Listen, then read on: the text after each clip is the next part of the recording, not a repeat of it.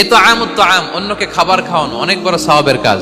এর মধ্যে দিয়ে আল্লাহ তাআলার নৈকট্যপ্রাপ্ত বান্দা হওয়া যায়। কিয়ামতের দিন আল্লাহ তাআলা বলবেন, এ বনি আদম, আমি অসুস্থ ছিলাম, আমার তো সেবা করলা না।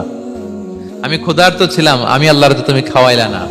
মানুষ বলবে, ইয়া রাব্বাল আলামিন, আপনি তো আরশের মালিক, রাজাধিরাজ, আপনারে কিভাবে সেবা করি, আপনারে কিভাবে খাওয়াবো? আল্লাহ বলেন, ওই যে গরিব, ভুখা, নাঙ্গা, অভুক্ত আমার বান্দা তোমার কাছে খাবার চেয়েছিল, তুমি খাবার দাও নাই। ওই দিন তারে খাবার যদি দিতা, তাহলে আমি আল্লাহকে খাওয়ানো হতো।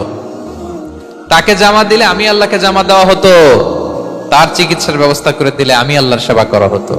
সুবহানাল্লাহ। ইফতার শেয়ারিং অনেক বড় সওয়াবের কাজ। মানুষকে খাওয়ানো অনেক বড় সওয়াবের কাজ। এগুলো যেন আমরা করি।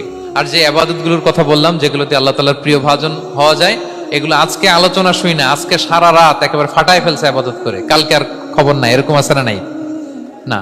আহাব্বুল আ'মালি ইলাল্লাহি আদওয়ামুহা ওয়া ইন কাল্লা।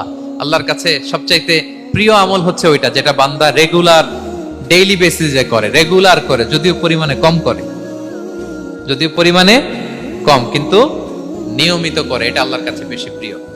তাই যে সমস্ত নফল ইবাদতগুলোর মধ্য দিয়ে আমরা আল্লাহ তাআলার প্রিয় হব, আমরা যেন এগুলো রেগুলার করি, ইনশাআল্লাহ বলেন সবাই।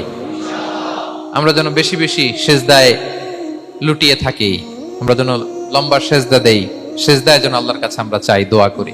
আমরা যেন বেশি বেশি আল্লাহর কোরআনকে তেলাওয়াত করি, আমরা যেন তাহাজ্জুদের সালাত করি, আমরা যেন কায় মনোবাক্যে চোখের পানি বিসর্জন দিয়ে আল্লাহর কাছে দোয়া করি, আমরা যেন জিকির দিয়ে আমাদের জিহ্বাটাকে আল্লাহর জিকিরে যেন সবসময় সিক্ত রাখি, আমরা যেন হাত খুলে দান করি, আমরা যেন ইফতার শেয়ার করি, আমরা যেন সাদাকা করি।